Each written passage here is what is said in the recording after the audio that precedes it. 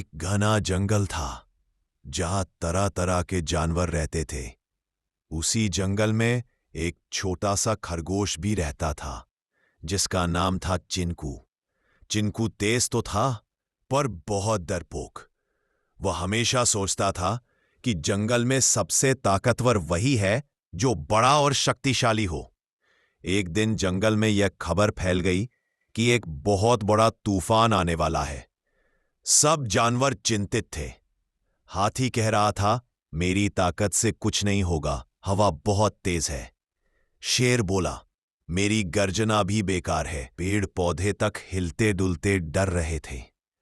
चिंकू चुपचाप यह सब सुन रहा था, पर उसे समझ नहीं आ रहा था कि ऐसे समय में वह क्या कर सकता है। तभी उसे याद आया कि उसके घर के पास वाला पुराना बरगद का पेड़ काफी मजबूत था, जिसकी जड़ें बहुत गहरी थीं। चिंकू भागा भागा उस बरगद के पेड़ के पास गया और बोला, तूफान बहुत तेज आने वाला है। सब जानवरों को तुम्हारी छांव में रहने को बोलो, तुम सबसे मजबूत हो। बरगद के पेड़ ने सिर हिलाया और हवा की सरसराहट में कहा, ठीक है, सबको बुला लाओ। चिंकू छोटे छोटे पैरों से पूरी ताकत लगाकर पूरे जंगल में दौड़ा। वह एक एक जानवर के पास गया और बोला, बरगद के पेड़ के पास चलो, वो हमें बचा लेगा।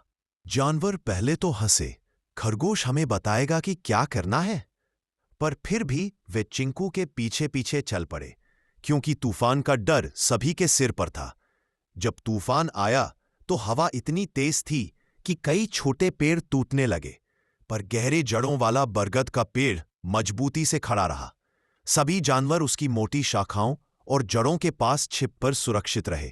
कुछ देर बाद जब तूफान शांत हुआ तो हर कोई यह देखकर हैरान था कि उनकी जान एक छोटे से खरगोश की समझदारी से बच गई।